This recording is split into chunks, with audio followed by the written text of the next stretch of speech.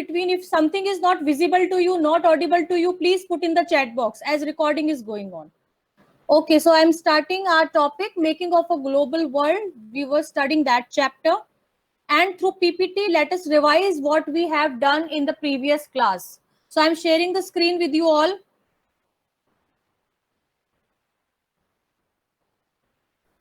Let me share my screen.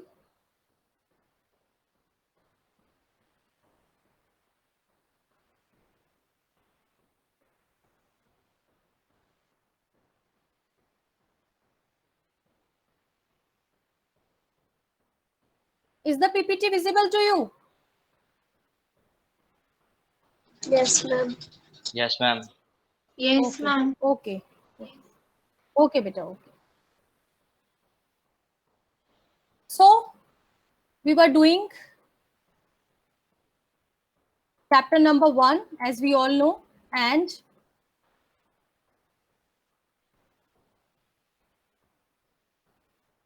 through the PPT, we'll be once again revising the topics we have done in our previous class. So I have started the chapter, and let us talk some. First of all, let me talk about the pre-modern world first of all. So what happened in the pre-modern world?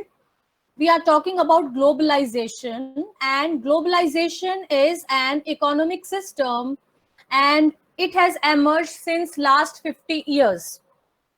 So if anybody asks you that is globalization a new phenomena, so your answer will be no. It is not a new phenomena because it has emerged since last 50 years. And what happens exactly in globalization? Exchange of people, trade.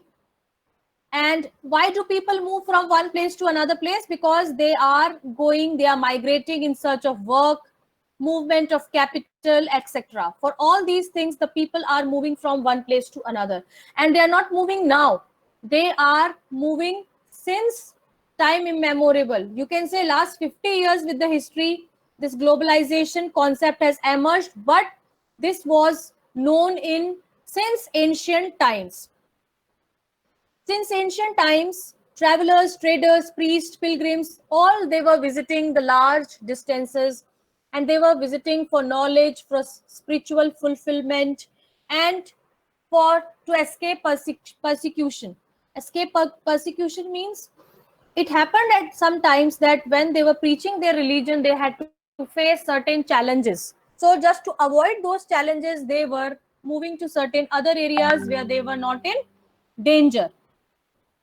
Now, along with them, when they were moving from one place to another place, they used to carry money, values, skills, ideas, invention, germs and disease. All that I have told you, that it was not only for the positive aspect, globalization, sometimes it was having negative aspects as well.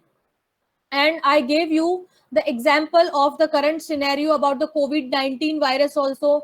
It also spreaded due to the globalization, because people, they were traveling from one place to another place, and while traveling the transmission of the virus took, and now the result is in front of us, that the whole world is suffering from the pandemic of corona. And in early times also, people, they were spreading the germs and diseases. Now certain examples are given, like in 3000 century, before Christ century, coastal trade linked the Indus Valley civilization with present West Day Asia. So means globalization is not new, it is old concept. Around 3000 years ago, 3000 before Christ century, what happened? The people, they were interconnected with each other through trade, and the people of Indus Valley civilization, they were connected with the people of West Asia. At that time, money or the currency was in the form of seashells or kauri. It was used as a currency. Now let us talk about the Silk routes. My voice is audible, everyone? Is my Yes, voice ma'am. audible? Yes, ma'am. Now, yes, okay. Now let us talk about the Silk routes. Already I have told you about the Silk route. Silk route connected. Just wait for a while. Yes. So Silk Route, they were interconnected routes through which trades and cultural exchanges was taking place, and different Silk routes were identified by historians. I told you that they have existed before the Christian era, and almost till 15th century we know different Silk routes. Through these Silk routes, Chinese potteries, textiles, spices from India, all these were traveling. And precious metals, gold and silver, they also flowed from Europe to Asia. Along with the precious items, uh, preachers, Christian missionaries, Muslim preachers, and even Buddhist monasteries, they all were traveling through these sea routes, silk routes, to spread their religion. Now, next topic which we will be studying is the food. I already told you that food, the different food items. Wait a minute.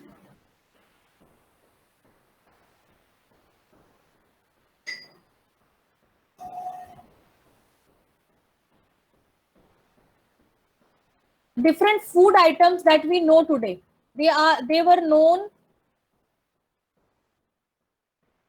due to the different travelers. When the various travelers, they moved from one place to the another place, along with them they were not only carrying the culture, but they were also carrying certain food items. I gave you example about the Chinese food, and I also gave you example of the Italian food that were known to us due to the various travelers. Just a minute. Let me show that slide to you.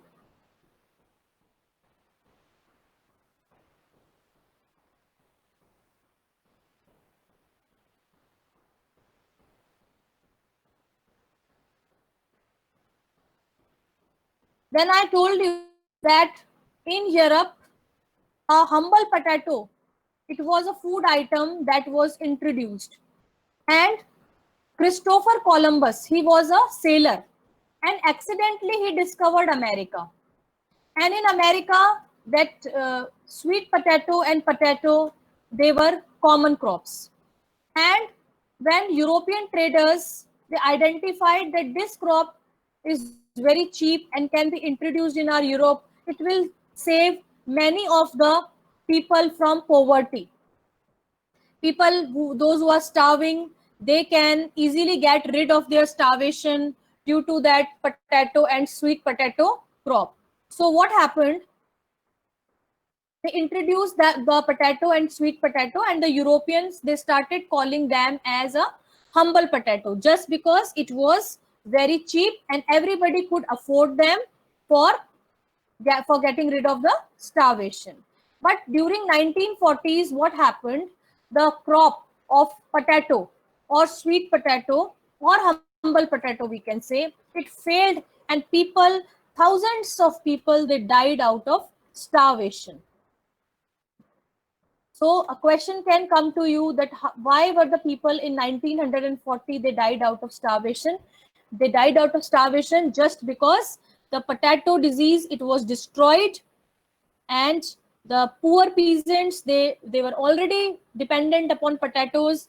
So when the potato was not there, yes sir, yes Chetan sir,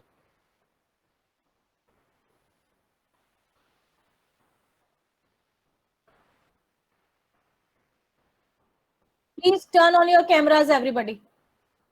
Everyone turn on your cameras. Please, when the recording is going on, at that time you need to turn on your cameras.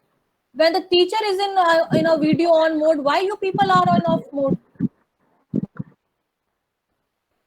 Your mic should be off. Your only a video must be in on mode. Again, you disturb the class a lot in between. Due to you, the class is disturbed again and again.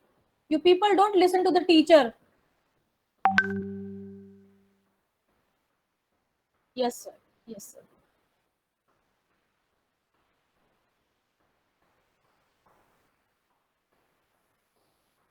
Yes. Okay. So now, is the screen visible to you again? Yes, ma'am. The screen is Yes, visible? ma'am. Okay. So now our next topic, that the topic we discussed in the last lecture. Now this in this period we'll be learning about conquest, disease and trade. How the European powers, especially the Portuguese and the Spanish people, they were spreading the diseases.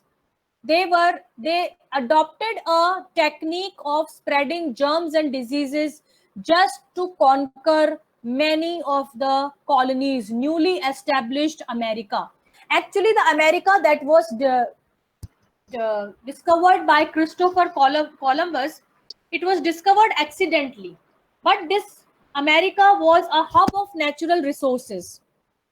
It was rich in natural resources, it was rich in raw materials. So everybody, they wanted to grab those natural resources. So these Portuguese and Spanish people, they tried something new, a new technique through which they can conquer America. And American continent was an isolated continent. It was discovered after so many, you can say, it was isolated from rest of the world. It was discovered accidentally. So the people of America, they were not immune, or we can say their immunity was not good because they were not introduced to any diseases. So Portuguese and Spanish people, they planned that this natural hub can be exploited by introduction of a deadly disease, and the name of the disease is smallpox. Portuguese people and Spanish people, they planned, they think that this smallpox disease can be introduced and it will, and the people are not immune to it. The people will, all the people of America, they will be killed and they will easily conquer the raw materials or hub of natural resources, that is America. So that was the thing that is also a part of globalization. It is not only the free flow of trade, free flow of culture, free flow of food that is known as globalization. Free flow of disease is also a globalization. Means we can say that globalization is positive as well as negative. Yes, sir. Yes, sir. Yes, sir.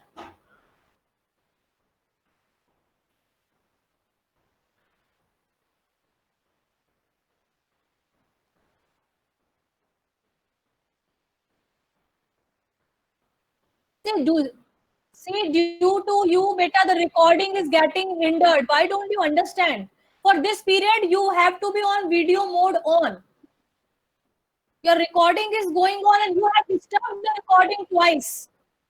आप एक दिन के लिए teachers को कहना नहीं मान सकते हो क्या? पूरी क्लास डिस्टर्ब हो रही है. बार बार मेरा लेक्चर डिस्टर्ब हो रहा है, आपको समझ में नहीं आ रहा है क्या? जब आपको कह दिया कि आपको रिकॉर्डिंग चल रहा है, turn on your camera. Don't you understand the simpler things? For the full period you have to be in on mode. Sir, ma'am please remove those who turn off their camera. आप remove कर दीजिए उनको. 4 बच्चे होंगे मेरे को चलेगा, लेकिन मेरे को बार बार डिस्टर्बेंस नहीं चाहिए. कितना कंसंट्रेशन से पढ़ाना पड़ता है, आपको पता है?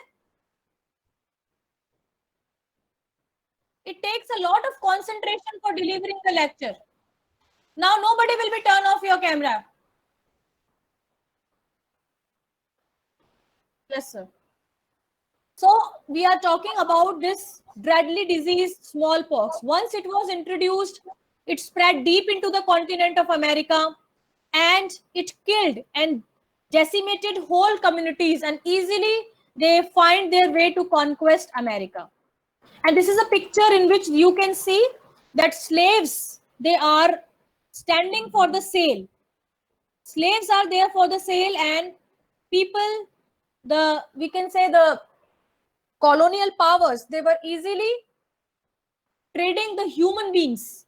Human beings, they were exploited as sales and they were working free for them. Their condition was very miserable. Now, what happened during 1815 to 1914?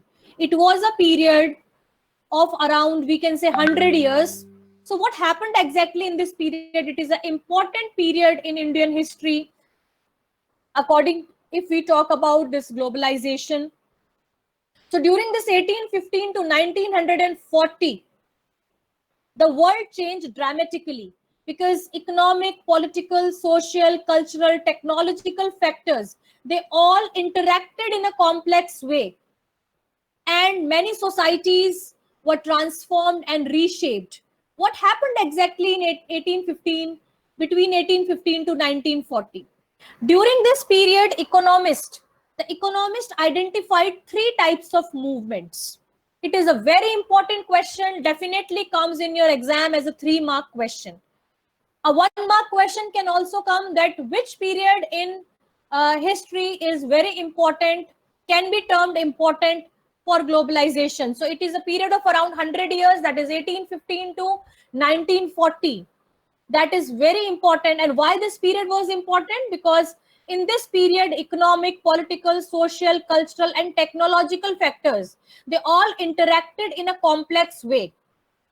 Now, in this period, economist, who is an economist? Economist is a person who studies about the economics, who has a deeper knowledge of this sphere, economics and money. So they have identified three types of movement. Number one is the flow of trade. The first flow identified by the economist is the flow of trade. And in this flow, actually a large number of goods, they keep on flowing from one place to the another place. That may be cloth or wheat. Both are the products, both are the goods that are traded. So this is the first flow. The second flow is the flow of labor. Means in that people are moving from one place to the another. And basically the people are moving in search of employment. This is the second flow. And the third flow is the movement of capital. Movement of capital. Capital is money. So money was moving from one place to the another place. And money is not moving all alone. Actually, there are some persons who are called investors. They are making their money move from one place to another place, either by short-term or long-term investments. The investment could be a short term for a shorter period of time, or it could be a longer one for longer period of time. And the money was flowing over long distances. Now, all these flows, they were closely interwoven and it affected the life of the people. So again, I am repeating the three flows. It is a very important question. I am telling you, it is very important from 3 marks point of view. And it may be asked to you, which are the three flows identify the economists during this century, during the 19th century. So first was the trade of flow, second was the flow of labor, and third was the flow of capital. And flow of capital means investment. So tell me, how many types of flow do you know? How many types of flow in economy do you know? Any one of you? 2 types, 3 types, 4 types. How many types? No one. Any one of you, don't get shy. Sachlin, how many types of flow do you know? Am I not audible? My voice is not coming. Ishant, you tell me, how many types of flow do you know? Unmute yourself, Ishant. Ma'am, there are 3 type of flow. What are they? Economic flow, religious flow. No, beta. Economic flow and religious flows are not. The 3 types of flows are flows in economy. First is the flow of trade. Okay, goods flow from one place to the another place. A good may be wheat, it may be a cloth, it may be textiles, whatever. Second is the flow of people. And why do people move from one place to the another? What is the reason of moving people from one place to the another place? Why do people move? Employment. Yes, in search of job, in search of employment, the people are moving from one place to the another place. And the third flow is flow of money, flow of income, flow of capital. And why was the capital moving from one place to another place? Because people want to utilize develop money the for country. yes, for developing the country. And how they are going to develop the country? They are going to develop the country through various investments. Okay, the investment may be long-term investment or it may be short-term investment. Different kinds of investments are there. Maybe long-term, maybe short-term. Both type of investments are there. So it is a very important question and you must answer, you must participate in the class. Okay, let us move ahead. Now, how was the world economy was taking shape? So what happened traditionally? Countries, they were trying to be self-sufficient in food. First of all, before establishing the economy, let me tell you, the first and the foremost thing a country is doing is to making it self-sufficient in terms of food. Just as India got independence, just after independence, what happened? The first and the foremost thing that came into the mind of our leaders was that to get self-sufficient in food. And as I told you in the chapter agriculture, for that, two types of things existed. First was the technological reforms and second one were the institutional reforms. आपको कुछ याद आ रहा है? Technological and institutional reforms. Technological reforms were all those scientific innovations that were done by the scientists to raise the crops and to increase the crop production, just to make the country self-sufficient. Because a country cannot develop until and unless the people are well fed. It is the people who are the human resources. It is the people who are the future of the country. They are actually managing their skills and talent to make their country develop. And if the skills and talents has to be utilized, first of all, the nutrition has to be improved. And nutrition can only be improved when the people of a country, when the human beings of a country are well fed. So accordingly, in India, just after independence too, so many institutional and so many technological reforms, they were introduced. And due to them, the crop production of India was improved and everyone was getting food to eat. And then we can move to our next step, that is the development of the economy. So let me resume to my slide once again. So the 19th century, traditionally countries, they like to be self-sufficient, but what happened in the 19th century? Self-sufficiency in food meant lower living standard and social conflict. It happened in Britain that if you are self-sufficient in food means you are having a lower living standard, and it gave rise to social conflict also. What happened? Population growth from late 18th century had increased. So if the population of any country or any place increases, so the demand of food is also increased. So in Britain, it happened that as the population increased, so demand of food also increased, and urban centers expanded, countries grew, demand of agriculture products went up high, and the food grain prices, they rose. We all know that Britain or the England was the center of industrialization. It was the center where industrial revolution took place. And already the industries were expanding over there. So many urban centers were expanding over there. And simultaneously, what was happening? The population of the country was also increasing. So the demand of the agriculture products, it suddenly went up. And it gave rise to the high price of the food grain. The pressure was there on the land groups. The government, it also restricted the import of corn. Corn was the staple food in Britain. Staple food is that food, or staple crop is that crop on which a particular population thrives. Like in India, if we talk about the staple food, the staple crops are rice and wheat. Mostly the people are eating rice, and then on the second number they are enjoying wheat. Rice and wheat are the staple crop in India, and in Britain the staple crop was corn. The government restricted the import of corn. Earlier the British people, they were dependent upon corn, and the corn was supplied to Britain from somewhere outside, and somewhere outside was Australia. In Australia, the corn was grown, and in some parts of India also, in some parts of Africa. From there, the corn was being exported to Britain, because Britain was not an agricultural country. Britain is not an agricultural economy. Britain is an industrial center. So government has restricted. Two types of pressure started. First of all, restriction was there. Now the corn will not be imported. The government decided that the corn will be grown in England itself, because the population is increasing day by day. We are not no longer we are not going to import the corn. And at the same time, what happened?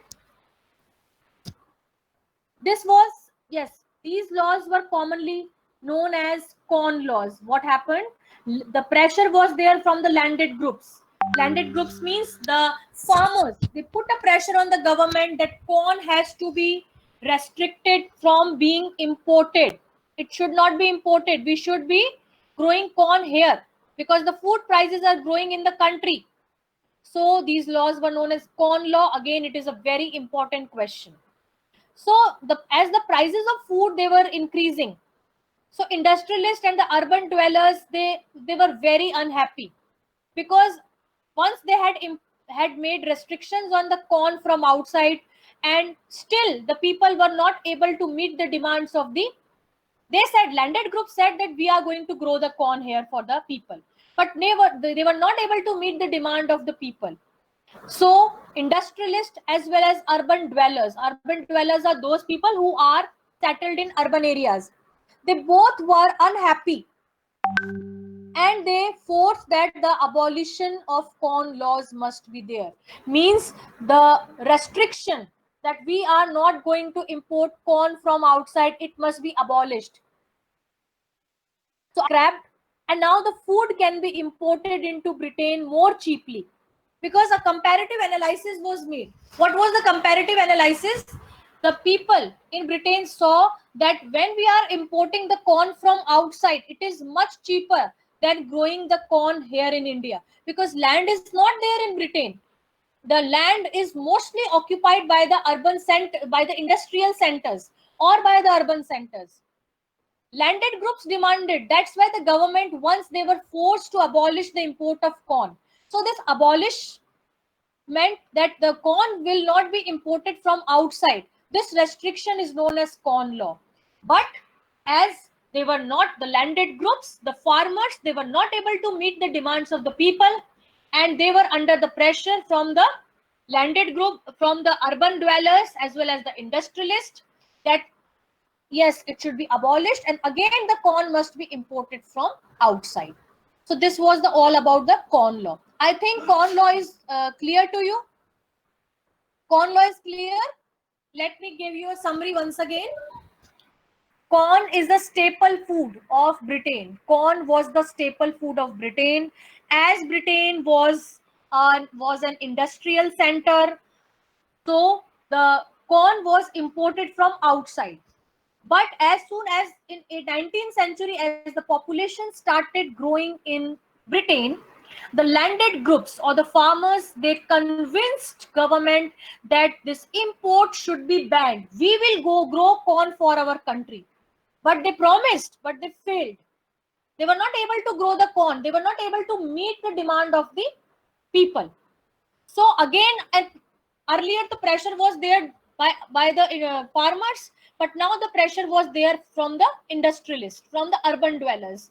They say that again the corn has to be imported, because landed groups are not successful. So the corn law which was there, it was abolished, and now the corn was again being imported from outside.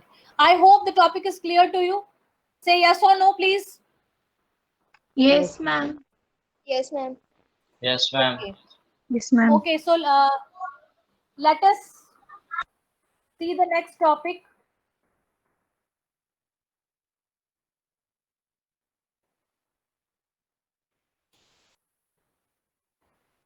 after the Corn Law was scrapped, food could be imported into Britain more cheaply than it could be produced within the country. Now, children, note down your homework, everybody, as it is 11:35. First of all, you need to read the chapter through this till this topic. Whatever the chapter, whatever the topics we have done in the class, read them thoroughly. Okay? And one more thing, you will make objective type questions out of this chapter till this topic, till this Corn Law. Try to make objective type question. In the earlier period, I discussed the deleted portion of social science with you all, right? And one more thing, in a few days, a new plan of examination, a blueprint of examination will be coming in front of you. I think about 50% of the questions will be asked in objective type form. So we need to practice them properly. 50% of the paper will be coming as OTQs and 50% will be coming as subjective type. So whatever topic you are doing, please read it thoroughly. Try to frame questions out of it. Okay? As you are going to frame the question, you are going to read the topic and the concept will be clear to you. Now, if anybody is having any problem, you can ask me right now regarding the topics which we have done today. Any problem is there? Everything is clear to you? No, ma'am. No, Yes, ma'am. the things are not Yes, clear to you. ma'am. No problem is there. Okay, so you may leave the class one by one. Do your Thank homework you, ma'am. sincerely. Yes, do your homework sincerely. And see you tomorrow, everybody. Bless you. You can leave the class one by one.